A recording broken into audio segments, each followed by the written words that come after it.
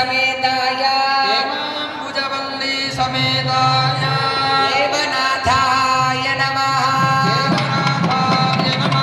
गोविंद।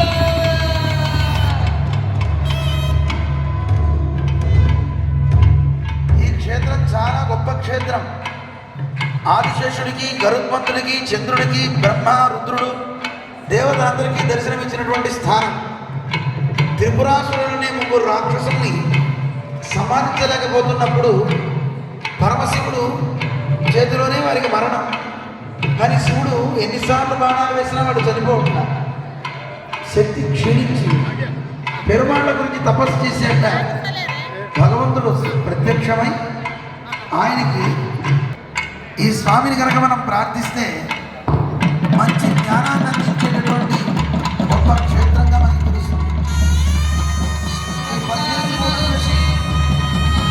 సమర్పిస్తారు స్వామివారి సేవ.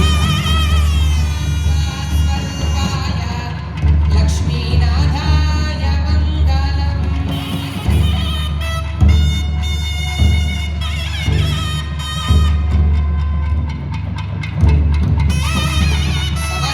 समदामूर्ति केन्द्रवैभवशालिने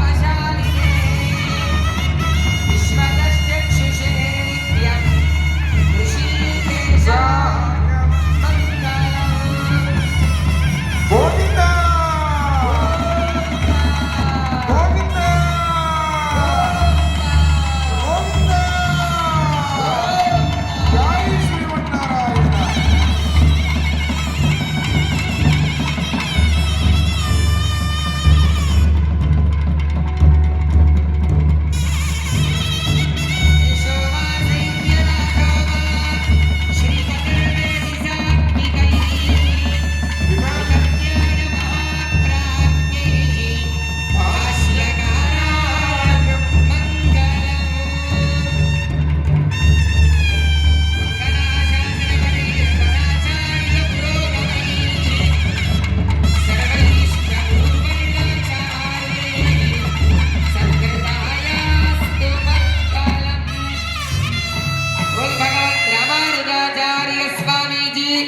महाराज की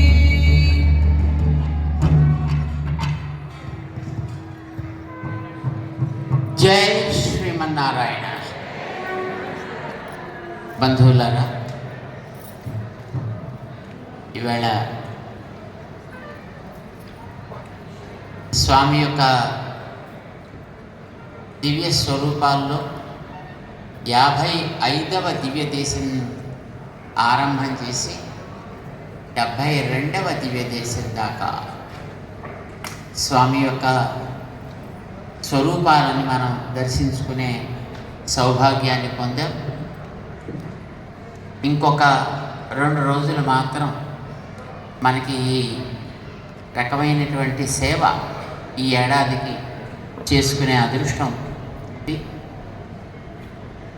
ఈవేళ దివ్య దేశాల్లో 3 స్థానాలకు సంబంధించిన దివ్య దేశాలు మనం సేవించుకున్నాం. అటు కాంచీపురం ప్రాంతానికి సంబంధించినవి, కేరళకి సంబంధించినటువంటి దివ్య దేశాలని మనం సేవించుకునేటటువంటి అదృష్టాన్ని మనం పొందాం. కేరళకి చెందినటువంటి స్వామి వారు కాంచీపురం వారితోటి ఒక సంబంధం పెట్టుకుందామని వీరి మధ్యలోకి వచ్చి చేరారు. అక్కడికి మన 108 దివ్య దేశాల్లో సన్నివేశాలు, అందమైనటువంటి సన్నివేశాలు ఉన్నాయి. ఇట్లాంటివి అక్కడ అన్నమాట. వాటిని మనం ఒక్కొక్క దాన్ని తెలుసుకుంటూ అక్కడ దర్శనం చేస్తే అందులో ఉండేటటువంటి అందాలు మనకి అవగతం అవుతాయి. ఏదో చూసాం అయిపోయింది అనుకుంటూ చూస్తే మనకి దాంట్లో ఉండే అంశాలు పెద్దగా తెలియవు. కేరళలో 13 దివ్య దేశాలు ఉన్నాయి. అందులో ఒక దివ్య దేశం తమిళనాడులోకి వచ్చి చేరిపోయింది. ఇప్పుడు ఉండేటటువంటి భౌగోళికమైన ఈ మార్పులని బట్టి ఒకటి ఇటు తమిళనాడుగా విడివడిన ప్రాంతంలోకి వచ్చిందన్నమాట. ఇప్పుడు అక్కడ కేరళ రాజ్యంలో 12 దివ్య దేశాలు ఉన్నాయి. ఆశ్చర్యం ఏంటంటే చాలా డిస్టర్బ్ అయిపోతుంది. మాకు ఇప్పటికీ జ్ఞాపకం, ఒకసారి మేము విజయవాడ నుంచి బయలుదేరాం మన ఆశ్రమం నుంచి. మెడ్రాసులో ఉభయ వేదాంత సభలు ఉన్నాయి.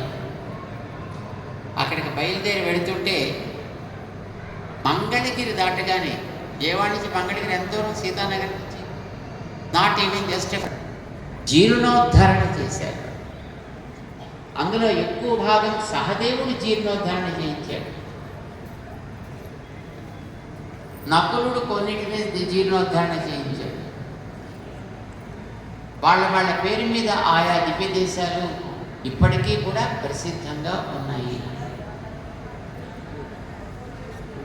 ఆ రోజుల్లో భాషాపరమైనటువంటి విద్వేషాలు లేవండి, వాటిలో పెరిగాయి.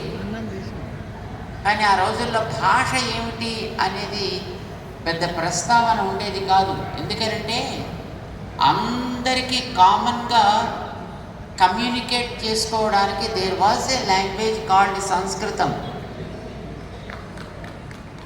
So they used to communicate in Sanskrit language. Everybody used to do మాట్లాడి వాళ్ళకి సంపదలనిచ్చి ఆలయాన్ని కట్టించి ఆరాధన పద్ధతులను అక్కడ ఏర్పాటు చేసి